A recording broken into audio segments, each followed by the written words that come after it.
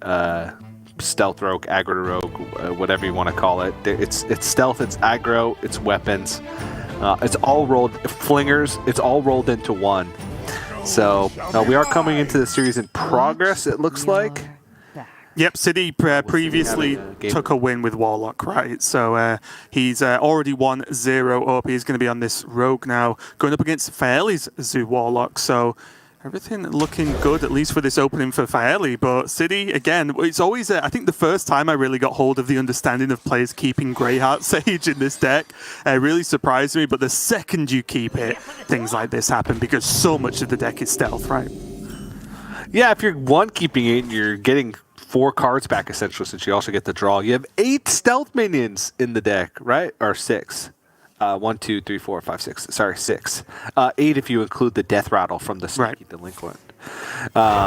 So you're pretty likely to get at least 1 back in order to go for get that Greyheart Sage. And City going for full board control right off the bat, because you can go the double spy measures, trade off whatever comes next, Sneaky Delinquent on turn 2, and then Greyheart Sage to reload on 3.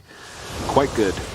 Yeah, and this is, I feel at least, a little bit of a scary matchup for Feli, who's on Zoo right now, because although on one hand you can argue, well, all the Zoo minions are like bigger and tougher to deal with for the Rogue, you are hurting yourself with your hero power and certain minions, and then the Rogue can like hit you 3 times and you might just be dead. So I think, keeping an eye on this life total is going to be very, very important for Feli here, even though he is securing the board quite early. Yeah, securing the board, but I mean, just a couple of 1-drops already seems like it's got Feli kind of needing more stuff. Because with the Greyheart Sage played, he's going to reload. Oh, this is a tough choice, right? Because if he equips Sharpening Sword now, I guess he can do Sharpening Sword next turn with the Deadly Poison and start stacking damage. But I always want to equip Self-Sharpening as quick as possible. But then it would mean, I guess he wouldn't attack with the 3-1 on board this turn. So that loses, some damage or some potential trade value it might get anyway. It's a tough one, actually. Well, he can attack with it and bank the Death Rattle. So you go Self-Sharpening Sword, kill the tour guide. Too fancy. Just play a Greyheart Sage, rip a backstab off the top. Or not backstab, I guess prep eviscerate would be the case, because this deck doesn't play backstab. Backstab is too slow for this deck. What a weird world we live in right now. But I do see where you were going, right? Because the following turn, he could do the Deadly Poison and then the 2-drop Stealth to set up the Greyheart on the turn after. Yeah. So it did all line up, but City has chosen to go for a slightly different approach here. And honestly, for Feli, even this turn is tough, because a part of me thinks he might just have to Soulfire this Greyheart Sage, or he's just going to fall way, way, way behind. Yeah. I think you're okay with the Flesh Giant going away here also, because at 6 cost, you're having to life tap this turn and just to be able to play it alone next turn with City getting full development. So it's a little bit slow, and just so having that discounted and discard and being able to just kind of reload on the board and push this damage, I think makes sense. Yeah, whenever you're at this point in the game and you're ahead on life as the Warlock, you've got to be feeling okay, but now Feli must be feeling a little bit under pressure as this Self-Sharpening Sword and the Deadly Poison comes down.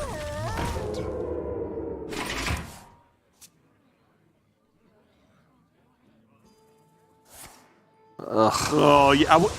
At first glance, I was like, throwing the Wriggling Horror is not too bad for Nightshade. I realized, there's nothing to trade into. This is actually pretty bad, but the tap into the hand of Gul'dan is going to help. This game is actually really close. Let's see. Over the next 2 turns, just with from hand damage, that's 9, 13, 14, 15. Penflingers fit in there is quite a bit more. Factor in stealth minions. All right, Self-Sharpening Sword is pretty good. Another cutting class. Yeah, and it is 0 now as well, because the attack, of course, increased the attack on the weapon. Eviscerate being used again, just City respecting the board and knowing he is pretty close to death. But suddenly, even this Nightshade Matron, well, okay, it kills a 2-1 that's already dealt 2 damage. It's the weapon that's the big threat here. currently Feli's just not got much to handle it. He needs just like a Void Walker just to have something go his way. Well, there has been a Void Walker that has died. That was played earlier on with the Darkglare Flame Imp turn. So, but if you don't hit it, then Raise Dead becomes even riskier.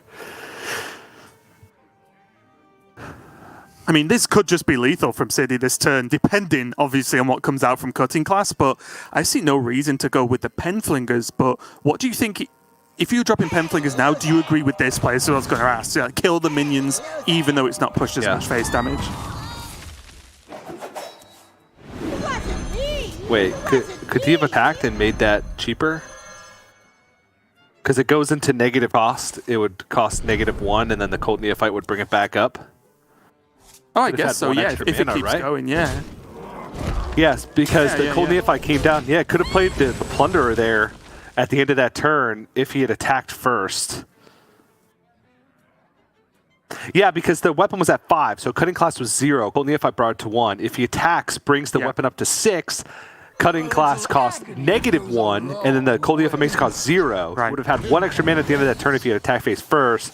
Could have prize plundered and then attack phase for 3 and had the extra stealth minion on board. And actually had 2 minions on board.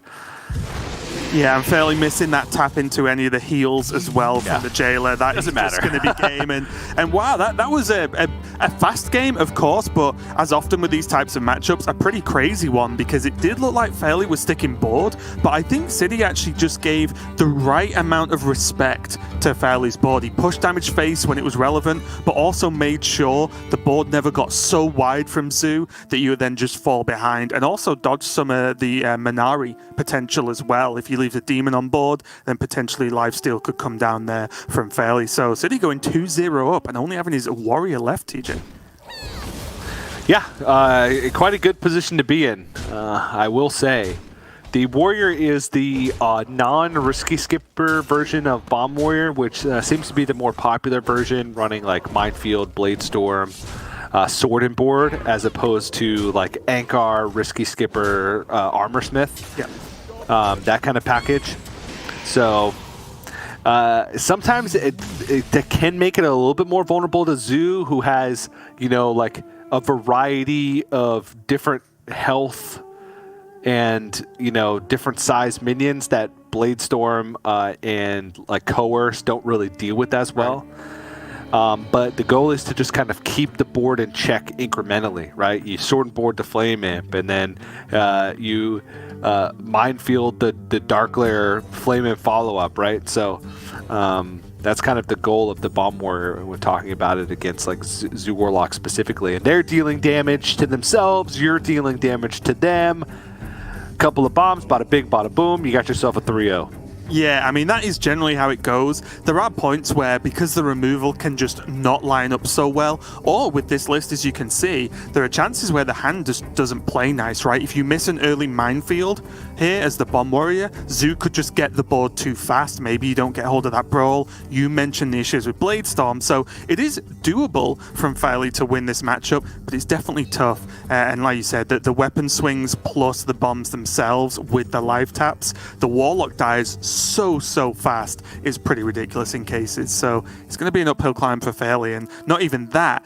The rest of his lineup also has to beat Bomb Warrior, and you know there's a reason a lot of these Warrior decks are just sticking to, I feel like, the oldest archetype now we've had of Warrior since this Bomb package has been in the meta.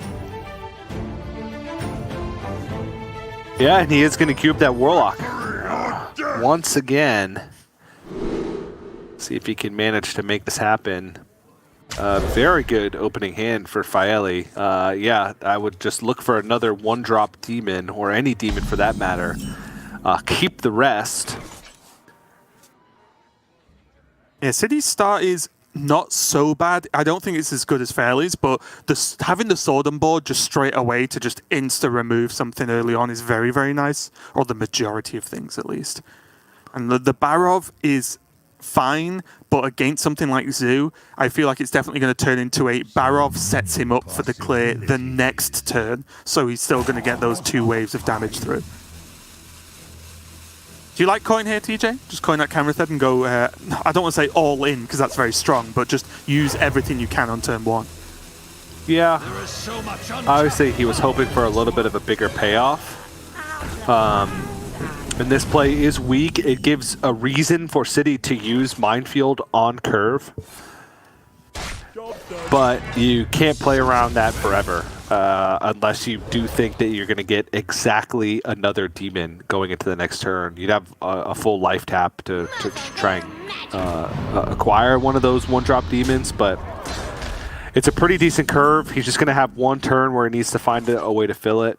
Maybe a Mosher would do quite well in this instance. Yeah, I think as long as Feli can draw something to play, but this is a pretty nice Quartermaster here from City. Regains some armor, and that Lackey looks pretty perfect to me. He can even just save it now for kind of whenever to activate the Barov, even though the Lackey looks very good against a lot of Zoo minions. Just having that instant sort of Barov activator, if he doesn't, so that you can use so early in the game, is pretty nice.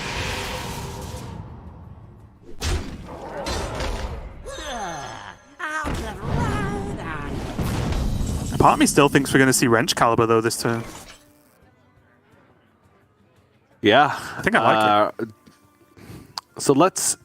Wrench Caliber allows him to answer pretty much anything, including Nightshade Matron the next turn with Shield Block plus Shield Slam.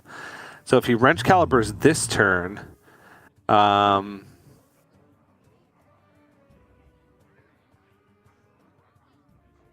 yeah...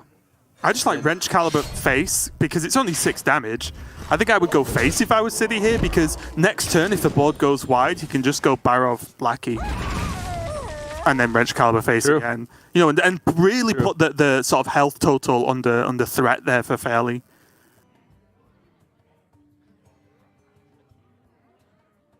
This Giant is now available though, so Feli could just put the Matron plan to one side just to get the Giant out, but he's going to go for that Matron, get it down, get the card draw, of course, from that discard effect, and have, now, a fair few more options for next turn, and a really big camera that turn. Whew. This is clean. Yeah. This is like has been like super satisfying clears, like exact damage. All right, well, Feli doesn't know it now, but that's actually pretty good for him. Because the Blastmaster Boom is in hand, and City has no way to get more weapon swings. Though if a 7/7 comes down, City feels good enough. Even the 2 bombs with Feli only having 14 health remaining, probably even less. So we can play the Flame Imp this turn. Yeah, I think clean is the correct way to describe this game here from City because this turn he has to sort of fill before he gets to Blastmaster Boom. He not only has his weapon swing, but he has multiple removal options of whether he needs a wide clear removal with Barov, plus what you would probably expect to get a Shield Slam off this turn with that 5 armor, or he could actually just go another Shield Block Shield Slam to kill, say, if there was just a Giant and maybe another 1-drop played this turn. So all the options in the world here for City.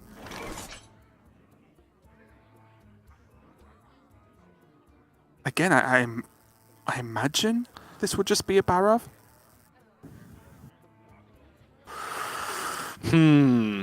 But do you Shield Slam? Because if you Barov and don't kill it off, then Wicked Whispers is a pretty heavy punish. I mean, I would Shield Slam just to clear everything off because then you can get another swing to face. Next turn you play Boom. Worst case, you have Deathwing now as a follow-up. Yeah. Ooh, upgrade. Ah, that's good. Even with the taking 9 damage here, there's really no way Feli can... or there is a way, but it's going to be difficult for him to set up a 2-turn lethal. And City knows that if Feli goes huge on the board again, he's got the Barov plus a Shield Slam available. If Feli has a weak turn, then he just plays Blastmaster Boom and essentially wins the game. So it looks like it is going to be a Barov setup. Barov, armor up, Shield Slam it, and then swing face. And then the turn after that, Horde Pillager. Actually, Blastmaster Broom probably isn't even going to be fit into this picture, to be honest. Yeah, with the Horde Pillager pickup, with that upgrade as well already used, it's looking pretty good here for City. And this is honestly one of the most comfortable versions of this matchup I've seen. It's just been almost a paint by numbers for City on how to just deal with these boards turn after turn. Yeah. Do try to keep yourselves alive.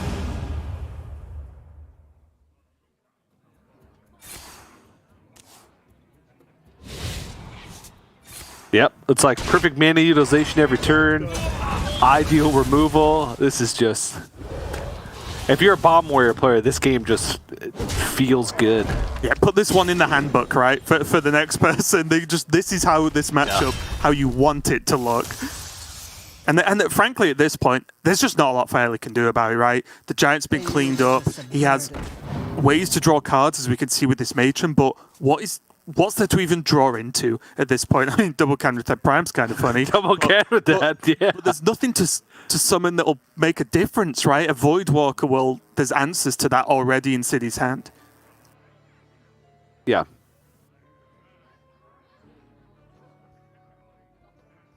So many possibilities. Is Raise Dead worth it here? You can go Darkglare, Raise Dead. If you get double Voidwalker back, at least they'll protect your life total a little bit. Well, to be fair, like, as long as Feli's above 5, he's doing as much as he can do, right? Because he's under 2 bombs right now, so...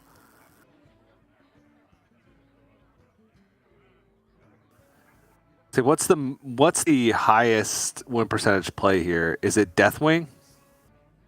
It probably is, because Canrathed, worst case would be like Canrathed Broom, right? To kill the Deathwing and create a board. But that's like not going to be enough anyway, because he doesn't have the mana. So it'd have to be like more Demons and Broom to kill it off. He's just going to stack bombs. I think City just doesn't care about anything fancy. He's like, nope, you've got like now 15 cards, some of them are bombs. It's only going to go downhill from here. And there's one.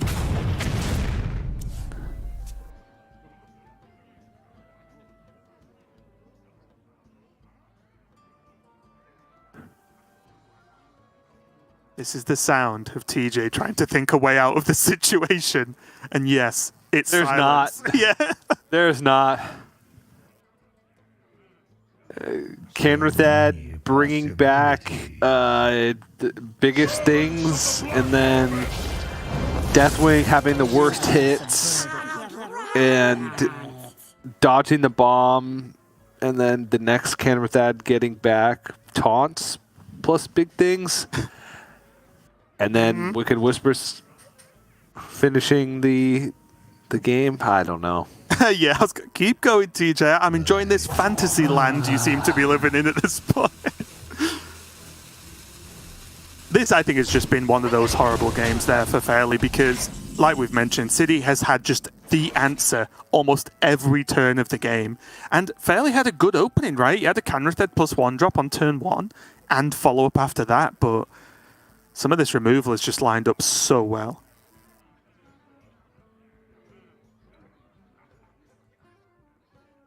City gonna think it through though, because you don't want to fumble this one Right. this close to 3-0 victory. If he wants to swing into a minion here to make Deathwing Mad Aspect like a guaranteed full clear or close to it, right? If he swings to the Nightshade Matron, as long as the poor guy gets attacked at some point. I think he always swings face, right? So the Wrench Caliber next turn can kill him. So I think the swing always goes face, because this Deathwing, he's on 22 health, right? This Deathwing should do enough. So as long as he puts Feli on like 3 or below, so he can just Wrench Caliber next turn again. Oh, never mind. All that planning goes straight out the window when the bomb is drawn off the top. And City is going to take a very nice for him 3-0 win over Feli. And that's going to put him at a very, very solid 6-1 score. This is actually looking pretty insane. And you could be staring at one of the players who's going to make it into that top 16 cut. Yeah, essentially one more win. If you go 7-1, even if you drop 7-2 after that, your tiebreakers are likely pretty good because we are going to have quite a few 7-2 players making it to that top 16. Many more players getting a shot at that bracket now that we've moved from 8 players to 16 players, kind of making that playoffs, making it out of the Swiss rounds. But yeah, I mean, you can see just by these highlights that it was just nice, clean removal all the way around for City. Obviously, it got a little messy towards the end, but he was never in any real danger of losing that game. It was just about, you know, how you turn a 95% chance to win into a 99% chance to win. Right. And once he got rolling with all that removal.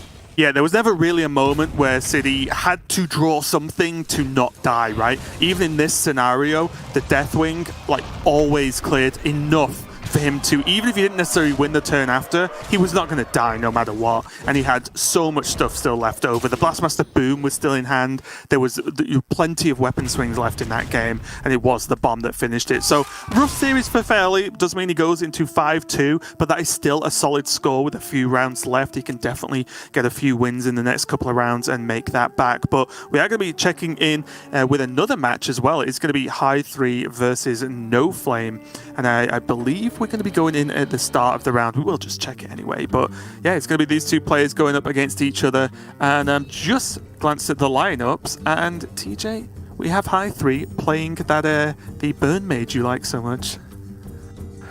Yep, Burn Mage. So we'll see if we'll even get a chance to watch it, because we've only been able to watch it a handful of times. Either we have come in after it's already taken a win to matches, or the player who's playing it loses with their other decks, most likely Libra Paladin, before they're even able to play it. So, along with Burn Mage has World Kick Rogue, the Zoo Warlock, and Pain Warrior, the Standard and Rage Warrior. We've gone through many names. No Hands Warrior. back at the very first iterations when No Hands was kind of the creator of the deck. But it is quite a bit interesting variation of it with Crab Riders in the deck. Yeah, it's a card I love in the Libram Paladin. It's a card I've gained a lot of respect for, but also if you just draw your eyes to 2x Stage Dive as well, then suddenly you start to piece together like, oh, okay, this makes sense. There are other targets for Stage Dive too, but suddenly you think, well, one, this is not only just a good card to tutor out of your deck, but also if it does receive that buff by being corrupted, then that Crab Rider, without any further buffs, is actually a very significant threat to a lot of matchups. And we see NoFlame looks like he's going to be playing his Highlander Priest, and here, TJ, NoFlame is bringing, like, I would say the most expected lineup, at least what I've seen from the meta. He has the World Kick Rogue, he has Highlander Druid, Highlander Priest, and Libram Paladin, which for me, at least recently, are like the 4 decks to play. Yeah, I think this is, like you said, the expected, and he's also bringing kind of the least fancy variations of each of those decks, kind of, if you look through it. Like, right. Seeing a lot of Highlander Priest that are running, you know, Vol'jin and the Ogre, right? Ogremancer? Yep. And he's just running Cobalt Sticky Finger because the expected field for him is just kind of aggressive decks, right? He's expecting Bomb Warrior, the Weapon Rogues. Even Libram Paladins, many of them are running Libram of Judgment. So Cobalt Sticky Finger and Acidic Swamp Ooze, quite good cards. So he's just brought the tried and true good decks with nothing fancy, and has been doing quite well thus far. You can't really take anything away from that. And we'll see if he's able to take down High3, who's bringing a little bit more off the wall decks, right? Yeah, I mean, the decks might not be flashy, but there's a reason we said that they're pretty much the expected lineup, right? Because they're popular because they're good. Normally, terrible decks don't become so popular, at least among most people. But check into the mulligan. High3 already just tossed everything he had, and NoFlame has some interesting choices here. Are you liking it, like potentially even a 3-keep at this point with just throwing the Dragon Queen? Yeah. I was thinking about Apotheosis, but with Highlander decks, you can't really try and get too picky about your mulligans. You just keep the good cards, and that's it. Obviously, there's some matchups where you have to take risks, but you have such a mishmash of different cards that, yeah, 3-keep makes sense. And finds Cobalt Spellkin.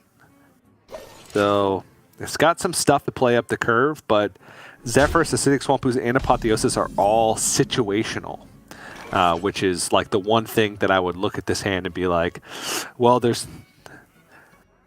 Yeah, I think the decision point kicks in already, right, with this Zephyrus, because there's a small argument for, say, tempo Zephyrus here, get a minion on board, kill off this, and have something that the warrior has to interact with. But also, like, the timing, or at least the expectation of what NoFlame wants Zephyrus to do in this game will be very interesting. And that's what happens when you keep, as you said, those situational cards. Like, if you hold them for too long, I feel like you may as well have mulliganed them anyway, right? Yeah, that's kind of my thought process on, I want to keep Zephyrus, I want to keep Acidic Swamp Ooze, but even though I'm keeping 2/2-drops, I'm probably not playing those 2-drops anytime soon. So why would I keep Apotheosis instead of looking for a more proactive minion to play and then maybe drawing the Apotheosis later? Because at this point, the Apotheosis... all right, well, I guess now it makes a little bit of sense, but he looks like he's going for Holy Smite, which means he's still not going to get a minion, and that's a pretty lackluster use of the Zephyrus, I guess, all things considered. Yeah, I think looking at this, I would have preferred to see Zephyrus like backstab on turn 2 to give him the highest chance to actually land an Apotheosis on top if he wanted to use it in this early game for some level of board control, because this Zephyrus feels mediocre at best for me, TJ. Yeah. And now there's double weapon removal in hand for NoFlame, but again, not really any like proactive plays. Like, there is Breath of the Infinite, but does that really do that much again? Is this worthwhile to cash in now? Again, it's Highlander, so there's not tons of small AoE removal available for NoFlame in this game.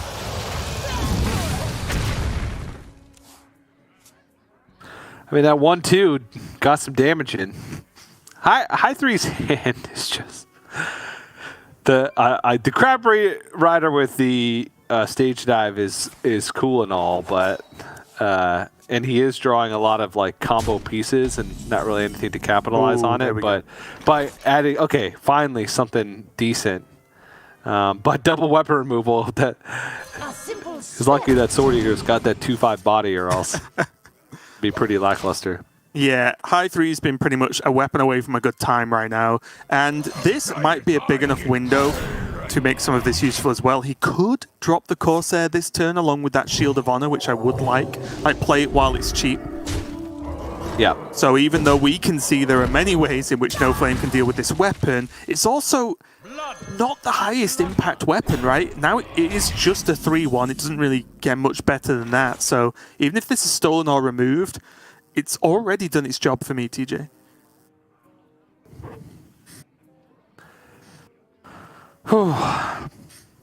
A pair of Renews and a pair of Draconic Studies. Yeah, I think he still might just go for Cobalt Sticky Finger here, because then he can trade off the Dread Corsair. Oh, palm reading as well.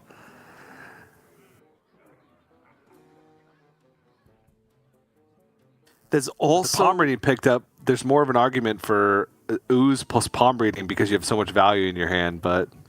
Oh, well, part of me was even wondering Ooze plus Apotheosis, just for Apotheosis to do something this game, because I feel like the longer the game's going on, this Apotheosis, there's no minion to play it on, at least after the fact, right? Yeah. All right, time for Big Battle Rage. 5 cards for High 3. We'll most certainly be hoping for a weapon just to, again, activate not only this cutting class to keep the card draw going, but also just to pile on even more pressure. Can I interest you in another Crab Rider, perhaps? Always, TJ, always. But that's, I think that he's waiting for the old lethal with the Crab Riders and Bloodsworn Mercenaries. That's how you really win the game. buff them up, and then copy them, and then Wind Fury your opponent to death. Copy them, wait a turn because they have rush. No, because you've got to just believe. And then kill them. Yeah, it'll be fine. They'll live every time. Although in testing, I think I played, it was Paladin, but I was testing against Derek with Paladin, and he was Zephyrusing Hungry Crab. Every Crab Rider I played, it was pretty horrible, honestly. That ship has sailed for NoFlame.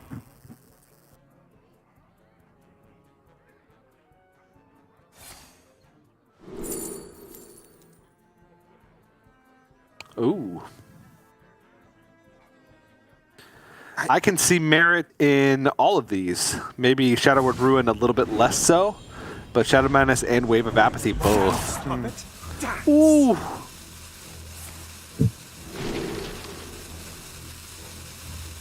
Oh, Twilight Drake is actually really nice here because it could be a minion that is actually you would expect to stick for a turn, in which finally the Apotheosis can make it like a real terror and healing back up. Because one thing you do have to worry about with this Pain Warrior is the potential Korkron burst, right? Because you can get hit very hard if it's a double mercenary turn. It's happening. He can Shield of Honor, Bloodsworn Mercenary, then double trade over and push the 8. And also the Crab Rider won't be able to get Shadow Madness to spell. Oh, wait, no. He'd have to trade in the Risky Skipper first. Or else the Divine Shield. That's fine. Trade it in. Who cares? Just make it happen. Actually, it doesn't matter because you'd Bloodsworn Mercenary and then Shield of Honor. So it would just be one less health on this. So yeah, Bloodsworn Mercenary.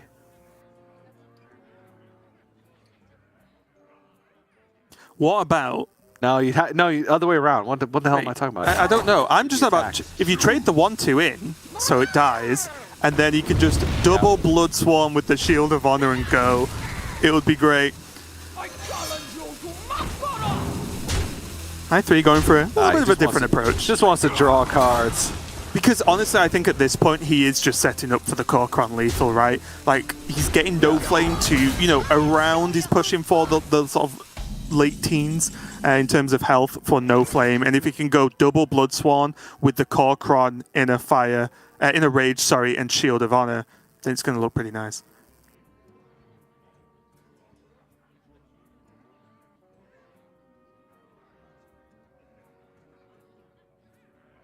I wonder. I think whatever NoFlame looks at doing this turn, he has to stick a minion, right? Yeah. It's getting to the point where that Apotheosis is looking pretty good.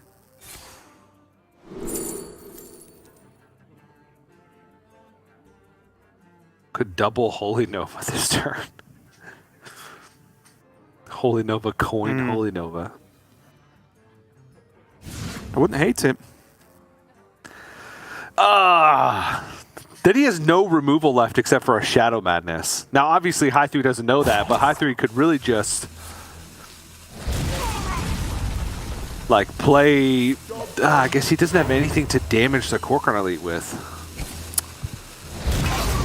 And this is really tricky, right? Because I'm also starting to wonder, with the sheer volume of cards High 3 has drawn and has in hand, and the mana now edging towards that 10 mana spot, I'm wondering what impact Elucia could have on this game as well, because if NoFlame Elucia's doesn't get overly punished by High 3's sort of priest turn, then he could just play the Bloodswans and the Korkron, and then there's no burst damage left. He just has to then survive, I'm guessing, what would be a Dragon Queen Alexstrasza turn from High 3. Yeah. But honestly, I think that could end up as a net positive for NoFlame if he just sort of neuters the burst damage. Well, look at the deck size difference, right? He'll just win in fatigue.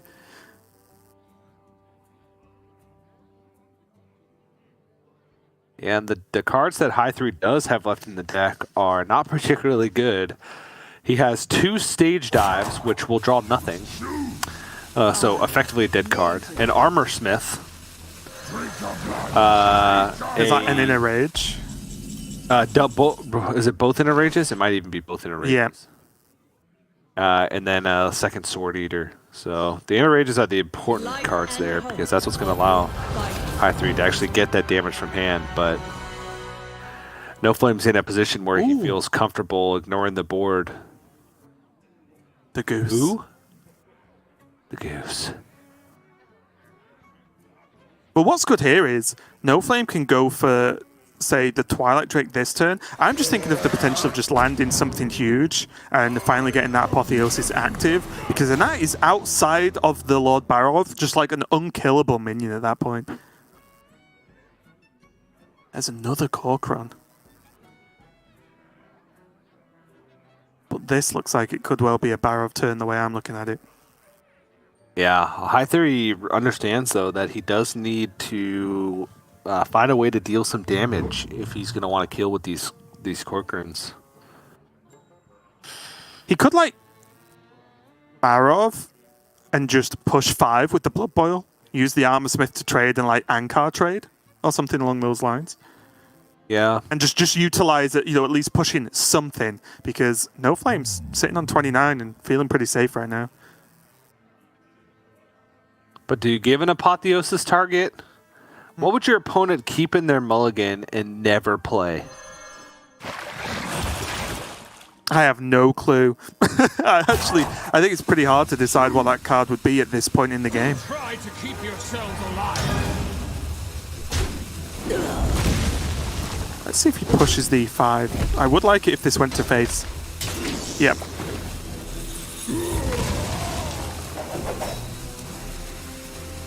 Oh, is that... There's an Inner Rage as well. So this is starting to come together. This could just be lethal next turn.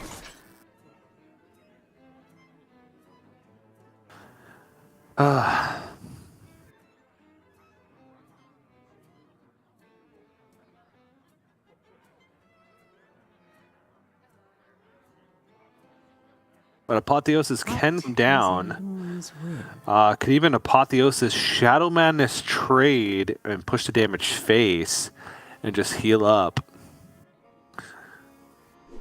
Or no Apotheosis. Oh, there's the illusion. Go for the Mind Rider I turn. like it. He knows that High 3 has pretty much drawn his deck. He knows that his hand must include at least a few combo pieces, because that's just how numbers work. So I like this a lot. Inner Rage is almost certainly going to play the Bloodsworn Mercenaries at this point. If he goes Inner Rage, Shield of Honor, and then double Bloodsworn, I don't really know how High 3 can win. Because that's just, okay, Yeah. He's got to beat 2 Corcoran elites for the whole game.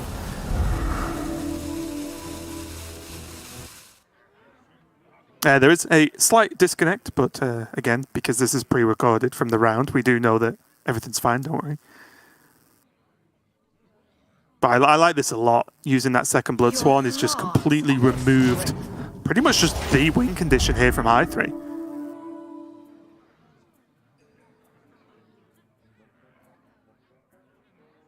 There is a clear.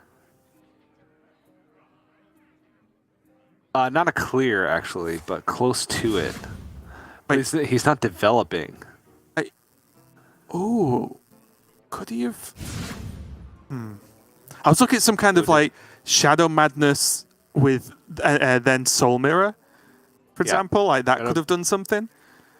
Yeah, Shadow Madness and Soul Mirror. I mean, still available since he has the mana. Thoughtsteel, I guess, looking for the Inner Rage, finds the Inner Rage, so now it is a clear. With the weapon swing of the Ankar.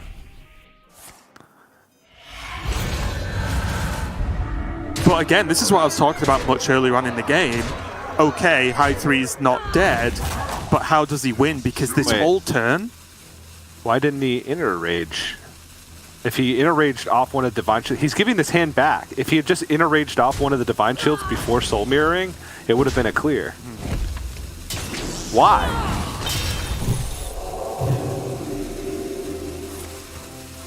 I would much rather have the minion on the opposing side be dead than have an 8-1 instead of a 6-2.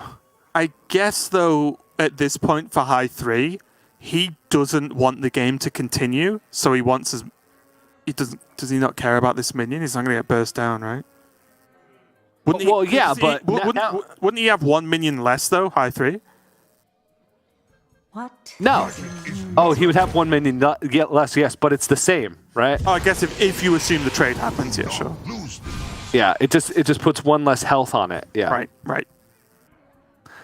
But it otherwise, like it now he has no ability to try and protect the more important one, which is the Apotheosis one, right? Because it gives NoFlame the ability to trade into the Apotheosis one, which is theoretically the one with more ability to survive. So yep, no, you're right. Health. Yep, completely right. The trade is going to happen, of course. And there is this Twilight Drake as a follow-up if he wants. He's going to heal instead. Yeah. This is 14. Oh, that's just lethal, right? He has it is. Quantum Inner Rage. Wow. Okay. Yeah. I did not expect that. I thought that Soul Mirror turn would have soaked up enough and caused enough issues that NoFlame could have just kind of rode out the rest of the game, right, and not been worried. But those Elusias were a little bit crazy. Maybe that is like the weird punish for NoFlame using that Elusia turn himself to make as much of a threatening board and giving his opponent knowingly that Soul Mirror as an option because it was in his hand, he knew it was there. So I think maybe he could have done more to empty the board and just gone for the long grind in the rest of the game. Yeah, what if he just played the Corcoruns? Oh, sure, yeah, so there's no burst? Yeah, because then the Bloodsworn Mercenaries aren't getting that much, right? He may be able to do it on the Blood Boil Brutes, or you just play the Bloodsworn Mercenaries as is. Right. I don't know. That one's tough. I think that's definitely one where a lot of opinions are going to be flying around soon about how that turn was played and that maybe how that turn, I guess, should have been played or should not. I don't know. But that was definitely tricky and kind of a cool way to end. And honestly, TJ, I didn't see that coming. I thought NoFlame just survives one turn and then just slowly erodes the rest of High 3's hand. But that wasn't the case. And this is the turn, right? I think there could have been a way where NoFlame didn't have as many threats himself, but also didn't create this opportunity of, with the Divine Shield, giving his opponent 3 threatening Elusias as well. Yeah, just kind of a cool end to a game, and not to go back so far into the history of that game, but I'm still questioning like Apotheosis Keep with that hand. It ended up being used by High 3 on turn 12 after Elusia was played on his minion, not even NoFlame's own. Well, there was also, for me, the Zephyrus play with the smite on the Bomb Wrangler, which left enough power on board that the Zephyrus is already dead, even though there was the Challenger there. So that Zephyrus felt underwhelming as well. So yeah, there was a few decisions there that looked a little bit fishy, but in the end, like, that was just a cool ending to that game. I just did not see that coming in any way, but it does mean High 3 gets to that 1-0 lead. There's the Pain Warrior out of the way. Now he just has this the Burn Mage and his Zoo Warlock to get wins with. And as far as I'm concerned, I think you mentioned earlier, TJ, these two decks have been performing very well so far this tournament. Yes, they have. And speaking against Priest, right? Those have been, Mage and Warlock have been kind of the bane of Priest, looking at the stats. And NoFlame still has Priest in his lineup. Also has Highlander Druid in his lineup. And both the Zoo Warlock and the Burn Mage are going to be able to do well against the Highlander Druid also. So I think High 3, with that victory on the Pain Warrior, I think the Pain Warrior might have been like the weak spot in this deck, looking at the lineups head-to-head. I think High 3 now is in a great spot with arguably his toughest deck to find a win with out of the way. Yeah, and look at this list as well. Burn Mage isn't something you run into too much on ladder, or at least I haven't recently, but it is interesting for me that, for example, this Zephyrus is an inclusion that I've not been playing with, but I can see it because there are a lot of games where, because of the sheer volume of spell damage, you get so many cards from Cramp Session and from the quest as well, combined with the elementals, you do draw through your deck pretty heavily, so this Zephyrus actually might make a pretty big impact in this game. Yeah, and one of the things that so I tested this deck specifically because there was somebody else playing it as well, and I never used Zephyrus activated, but I used Zephyrus to give me progress on elemental allies. Oh, right. It was this weird situation, so it's actually got another like weird upside, where it's also just another elemental in the deck that you can play to get elemental progress with elemental allies. That just so happens to be an insane card super late into the game if you happen to get there. But NoFlame is going to switch it up, realizing that Druid and Priest are not going to do well against either of the decks remaining. It's just going to try and get a win with Rogue. But outside of Questing Adventure and Edwin Van Cleef, the World Kick Rogue actually doesn't get off to like these crazy starts. So the Burn Mage does have some time to set up. And if you don't start applying pressure as the World Kick Rogue early on, this Burn Mage matchup can actually be kind of tough because you're not healing in any way, and your board full of small stuff can get quite easily removed by how many just spell damage and small spells this Mage deck actually packs. That's it. I was going to say, Burn Mage, if you run into a lot of the aggro rogue on ladder, Burn Mage does a good job, because guess what? Arcane Missiles just kills stealth minions. But even against this version, the sort of itty-bitty boards that this rogue makes is actually cleans it up really nicely for the Mage. So I'm excited to see how this pans out. High 3 there, just keeping hold of that cram session. Probably looking for, at least I like to look for the Confection Cyclone to be able to just start not only having minion threats early on, but also just get an easy proc of that elemental allies. I think it's one of the highest mulligan win rate cards in the deck right now. Yeah. Whew. This is a fantastic start for both players with spell damage into Cram Session and NoFlame with Foxy Fraud into Swindle, which I imagine will be the play. Don't want to get too fancy here. No, we're just going to go Dagger, just going to respect the spell damage, and what NoFlame might be doing here, because he might not want to try and put out a very mediocre sized quest adventurer, he might be looking to say go Questing Coin Foxy Swindle. What? Were you waiting for the Zephyr start turn, TJ? It's the second elemental. I know. I just love how excited like you get. It's like, this is the reason the card's in the deck. Yeah. Don't even read its card text. Just read the elemental tag. That's all you really need to know. Give me a quest. Oh, going with... All right, so this has the upside of if the questing does stick this turn, then next turn's insane because it's Foxy Fraud, Swindle, whatever, right? I also think this is because the minion that High 3 played was exactly the Phoenix, because he knows the spell damage doesn't proc for a whole extra turn cycle yet. So he isn't worried about it, even like an Arcane Missiles with the double spell damage clearing off this questing. So NoFlame will feel fairly safe. The Mana Reservoir is going to be used, and TJ's disappointment can be heard across the world right now as Zephyrus is not played to proc the quest. But that Frostbolt is going to be enough.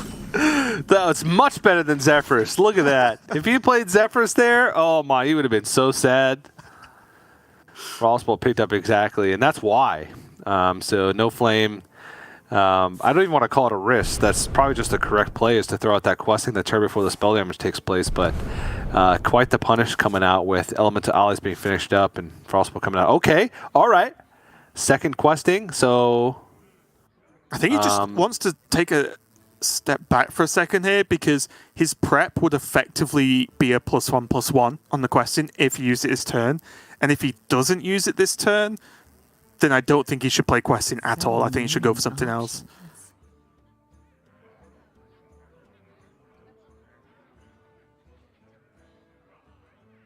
Give me a quest. That's 3. Only 3. But he isn't going to prep. I think he has to, right? He needs prep if he wants to kill the elemental. Because now that's 4. He has to throw the dagger hidden as well. That's a lot of resources used. And spell damage coming over on the other side. I'm not entirely sold. I might have just like Foxy Fraud swindle Shotbot that turn, to be honest, and leave the spell damage up because he's already going to have spell damage. What's one more, honestly, right? Like, I was just trying to mass resources that turn. Or even like World Kickmaster Foxy Fraud plus swindle that turn to spend the 4 mana. But now, most likely going to be in some trouble as High 3's probably going to try and get rid of this questing adventurer, and then doesn't have to worry about any more threats, right? After that, it's just Edwin Van Cleef, and there's already been a lot of minions used. But this is now +4 spell damage, so each of these missiles dealing 7. Small part of me wanted to just see both to face. Just all the missiles hit faces. So, whoa, 14 damage, let's go. But it is very likely. There we go. Questing. Yep. Yeah. It was also very huge that the studies both got lab partners that were playable for free, and that High 3 played them in the order that he could get 2 0-mana spell damage. So really big deal there, and now it's on NoFlame to fight back. But the World Kickmaster is going to be huge in just keeping at least some level of resources there, but you can only get 1 card extra now, so High 3 could, with this Arcane Intellect and Zephyrus in hand, take it a little bit slower, kill off this World Kick, and try and starve NoFlame out right now. Oh, that's perfect! Yep. It's perfect! And you probably just keep the board clear here, right? Protect your Sorcerer Apprentice. Frostbolt face! Wow. Even better! I mean, that's just more damage to me, TJ. That Frostbolt would have only dealt 2 if he aimed it at the minion. Yeah. High 3 knows what's up this game. He's like, Sorcerer's Apprentice, Schmorcerer's Apprentice. I think 5 damage to face. Giddy up. I think it's fine though, right? Because he knows he's going to draw a lot of cards, and outside of Fireball, the deck's cheap anyway, right? It's not like there's any specific Sorcerer's Apprentice combos you need to go for, so I like it. Just put more damage to face. You picked up Head Crack for a second. What are you going to do with Head Crack? The first 2 damage of the game, spending 3 mana. Hey, you've got to start somewhere, okay? Now TJ's play has come into, this is into action. Made for. Wish for the perfect card. How about just draw 3 cards? I think there's a lot of times recently that I wish Zephyrus would just do that instead of offer me 3 trash cards like he has been doing. Yeah. Yep, and I'm cashing in on this 5 damage arcade missiles here.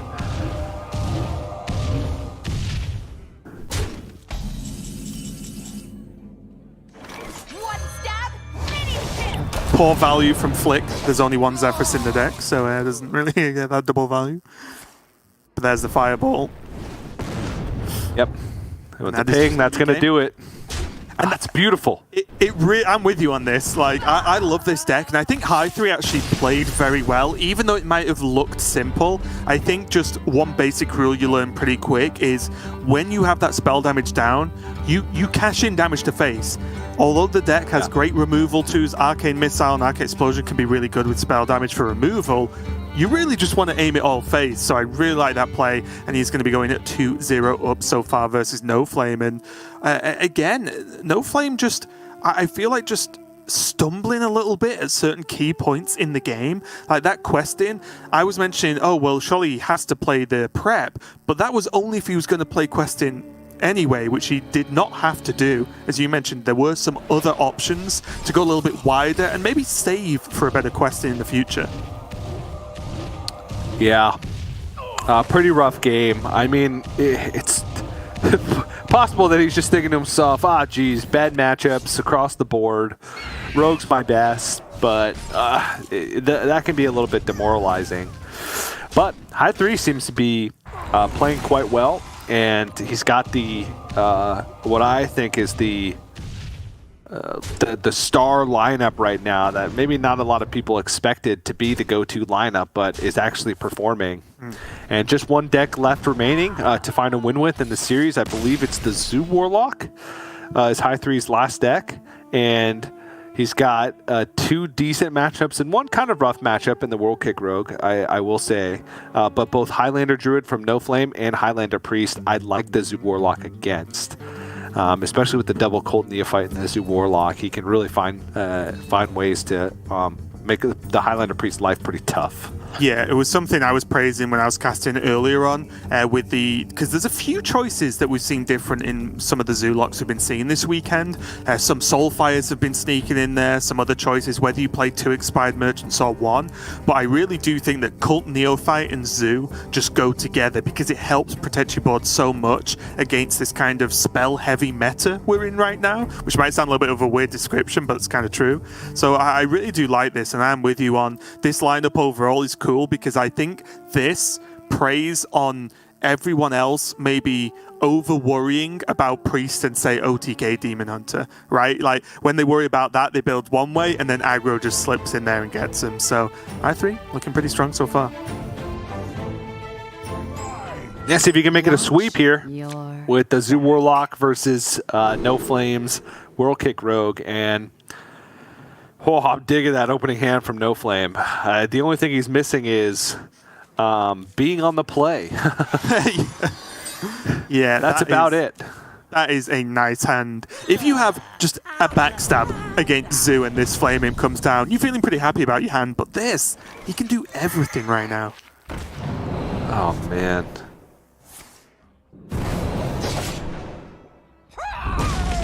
This is good.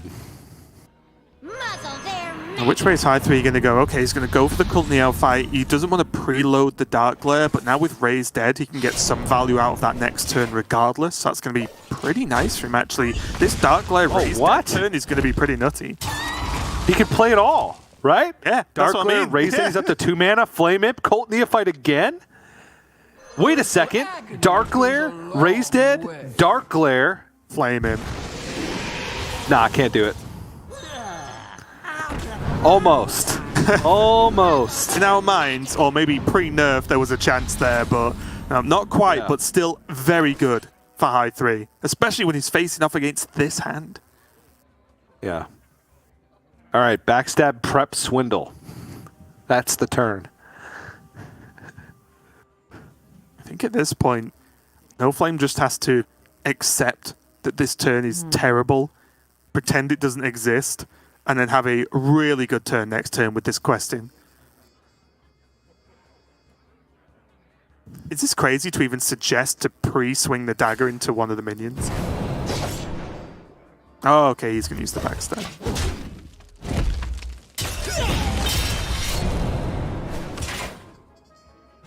Really wanted to see the prep swindle. Is that a wriggling horror? Just get him. Just kill him. Goes a long way. Just Zoo doing Zoo things. No! Oh! Yes! Kind of, because there's not anything to do with that 1 mana, but sure. He got the 1 drop. Yeah. And now that... This is kind of why I would have liked to have seen even the backstab kept there. Obviously would have took more damage, but I think he just needs to make one gigantic question and hope. Up to no good. Me too. I would have loved a Kobold Lackey there. Well, Titanic is nice, but again, like, does this have to be like Titanic Prep Nitro Boost with an additional 1 drop?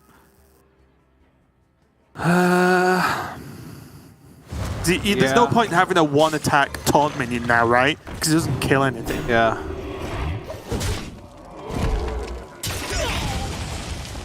This is a beating.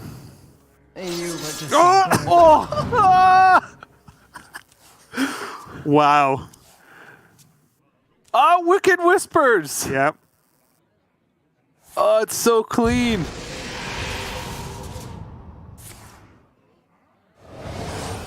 Who cares what you discard? That is gross. Put him at 5. It doesn't matter that High3 is on 13 health. It just does. Nothing matters. That is insane. And now what did NoFlame even do? Wait a second. Okay. Never mind. Nope. Okay. Prep Swindle. Finds Nitro Boost Potion. Poison. Okay. And then Wand Thief. Frostbolt is 4 + 4, 8. Nope, it's not there. I think it's more reasonable to go something, 1 Thief, Like, does he actually just like hit, play Mermy or Witchy Lackey, One Thief into Frost Nova, right? Yeah, I think he needed Just needs Frost Nova. to have a chance. Ooh. Oh, that's not enough. He needed to. I think I would have started with just prep One Thief, right? I think I would have just played Mermy. Well, you know you're casting a spell, so the prep True. gives you more options. So now, Like if he preps One Thief, Yeah, and you're right, he could you're even opens him up for Blizzard. no, you're completely right. It's never going to be negative, right? Yeah. Yeah, and that's just going to be game. That's just going to be the series. And again, it's tough. NoFlame clearly doing well overall in this tournament, but I feel like there were stumbles in or at least questionable choices in each of those 3 games. But one thing I am sure of, I think High 3, maybe with the help of some very good draws, but has executed those draws very, very well indeed. And his gameplay looked very clean throughout that whole series. Yeah. The only turn that I can even attempt to nitpick is that one right there. Instead of going for Dark Lair Life Tap, if he misses, he develops much less power than what he would have if he had gone for just Dark Lair Wriggling Horror. And then try and get the Life Tap next turn, because then he has a maximum of... He can still play a Nightshade Matron if he picks it up the next turn, unless Dark Lair's killed, so... I get that he wants to get value added right away, but if you doesn't hit a 1-drop there, maybe that game looks a little bit different. I'm not sure. But overall, like, how can you complain? Like, that was essentially a turn 5 kill, turn 6 kill, and a 3-0 victory for High 3. And even in that series, I think, again, I'm not saying everything was just luck or it was pure fortune, but the combination of solid draws and his play, that's the kind of series you want in a grand final, right? To just be like, okay, some things just go your way. But we are not done yet with the coverage of this round. We are going to jump into another series, and it is going to be Fled versus KelsLuna. And Fled with this Quest Warlock. We're going completely other end of the scale here, TJ, with Warlock. And this is not only general Quest Warlock, but there's Cthulhu in there too. And a Rustwick. Oh, yeah.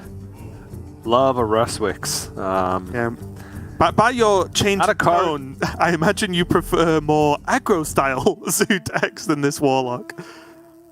Yeah, this one's not my cup of tea. Rustwicks is the most exciting card in this deck. Ticketus, I don't know. And I'm not a fan of Ticketus. Not even a fan of Ticketus in Battlegrounds, but definitely not a fan of Ticketus in Constructed. Yep. But Rustwicks, I love Rustwicks, and then just 3 Solarian Primes, boom, done. Game over. That's shuffle them onto the top, on the top of the deck. Yeah. Boom. The real trick is when you get Philosophy and just start multiplying them. But yes, let's take a look at KelsLuna. He's Highlander Priest going down there. And we do see that Ogremancer inclusion you mentioned a little bit earlier. That, players seem to be trying Ogremancer in just every deck right now. And honestly, it never looks that bad. But generally, looking at it, everything looks fairly solid here for me, TJ. Yeah, pretty standard. No weapon destructions, which means different decks were expected here. No warrior, not like we saw from NoFlame, where NoFlame was going for like anti-weapon tech. But exciting! We're going into this one in Game 5. All tied up 2-2. So it is going to come down to the Galakrond Rustwicks Ticketus Warlock versus the Highlander Priest. Yeah, it's going to be...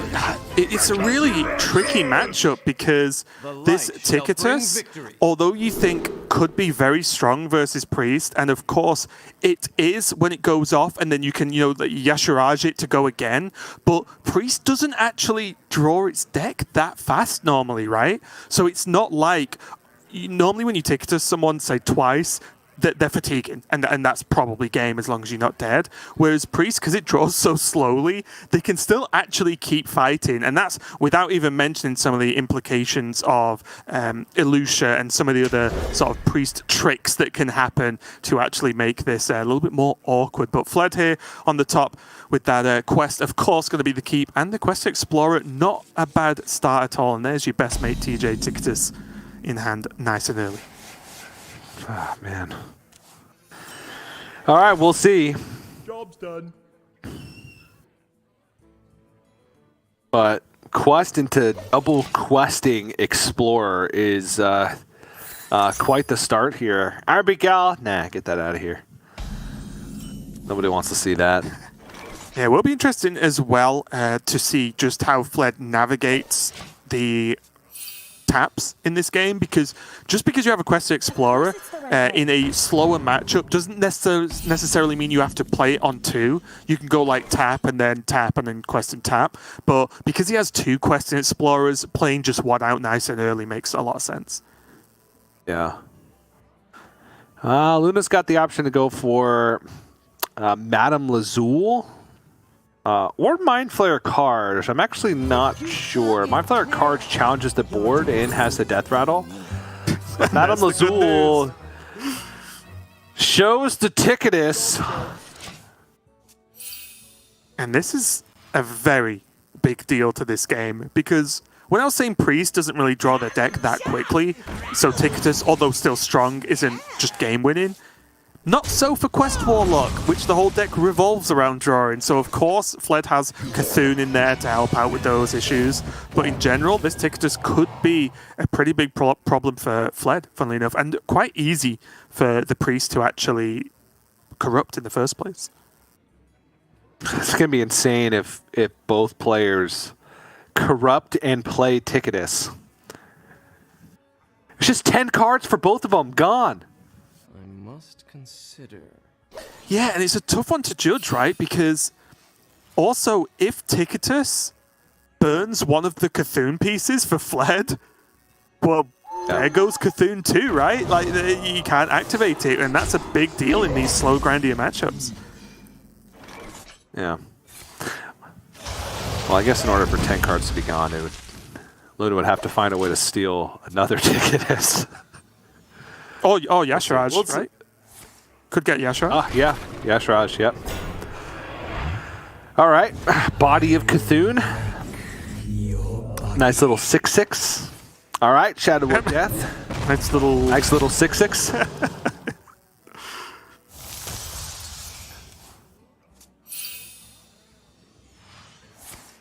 Looks like Coin Strongman looks really good here. Again, yes, it's not the cheap version, it's just getting it out kind of normal, but this is just really good because it's an activator for Ticketus, and that's what you have to look at when you build a Warlock deck with Ticketus in. You definitely want more than, say, just twisting Nether in the deck, for example, to activate it, and you can't really plan on using Cthulhu a lot of the, Yasharaj a lot of the time either, so nice early activation there for Fled, and I imagine it's not going to be, yep, there you go, too long before we see the corrupted Ticketus come down, and burn, baby, burn. Here we go. Okay.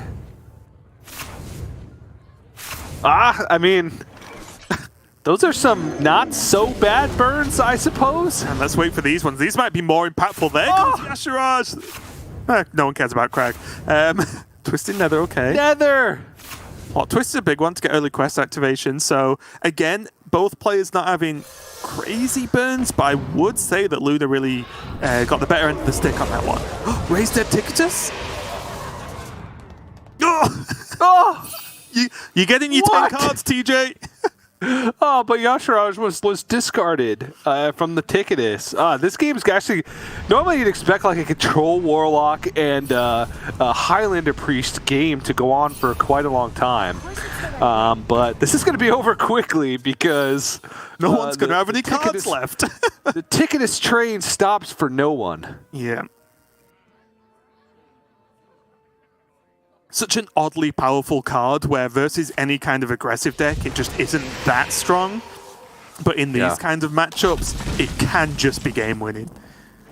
Yeah.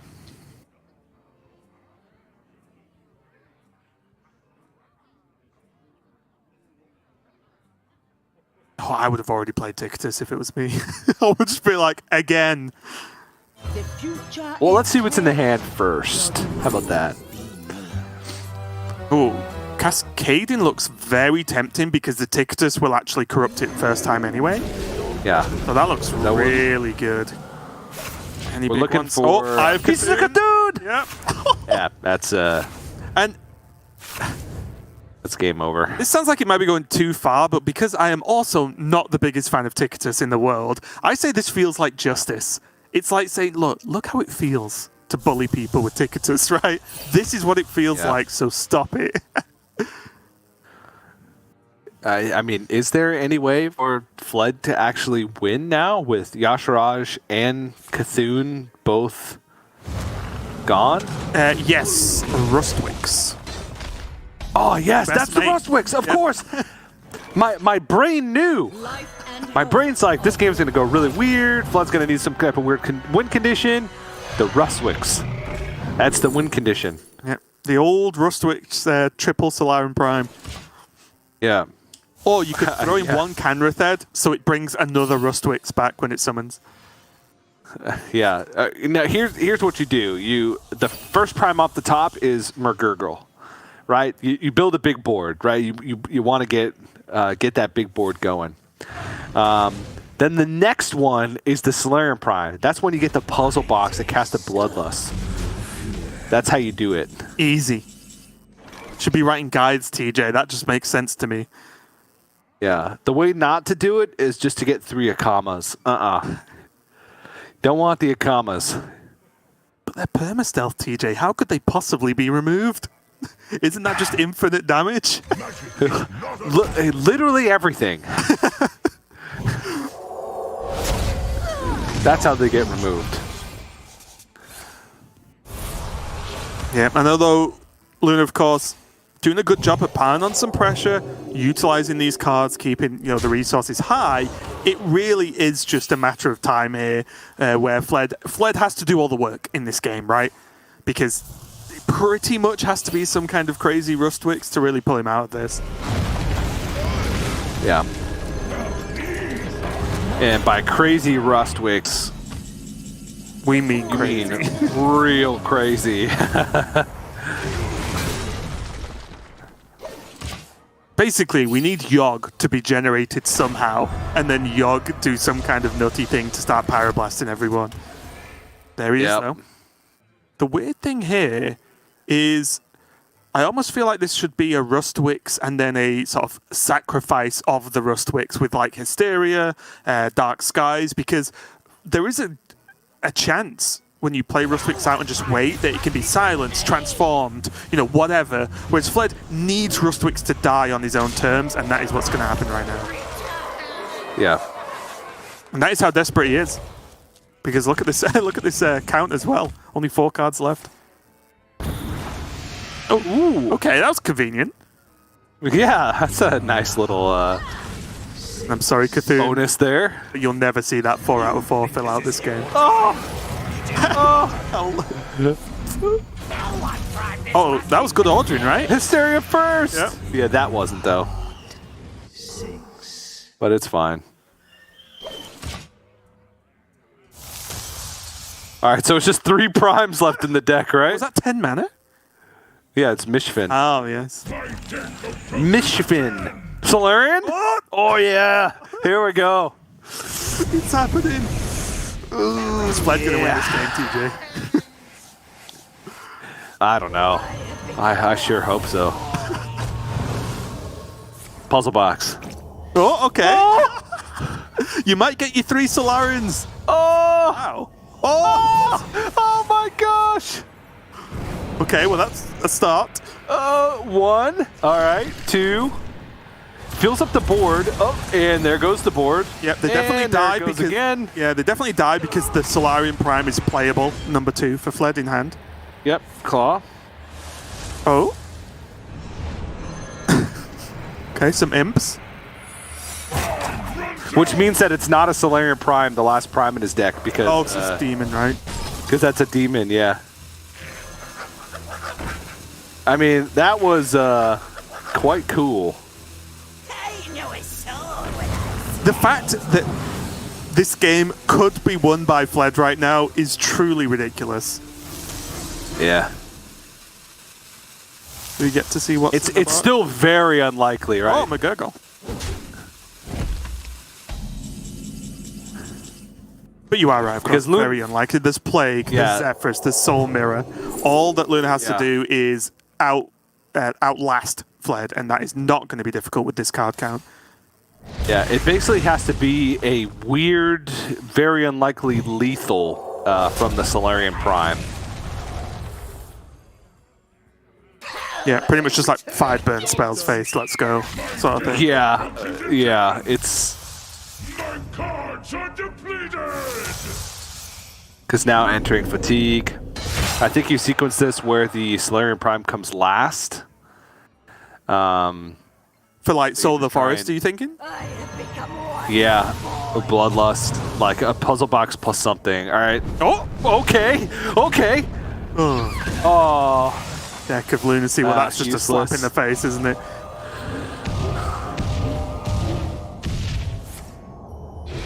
Oh. Nope. Nope. All right. Yeah, pretty much the final test now. The McGurgle comes down, but we can see, of course, there are a multitude of options here for Luna. The Plague of Death going to keep it simple for this turn. Get rid of everything but the tiny Murlocs. And even now, there has to be. Luna's Rustwick's starting to kick in as well. Oh yeah, the Reliquary Prime drawn. Yeah, Cascade in there, already locked and loaded, ready to go to clean this up. There are no soul fragments, of course, left in the deck, so Sociologist Militia isn't going to get anything done either. It's just a 7-mana 5/5 at this point. Yeah, I think Hysteria, honestly, allows the Skeletal Dragon or the... I kind of like the Hysteria, because then Luna could develop after, right?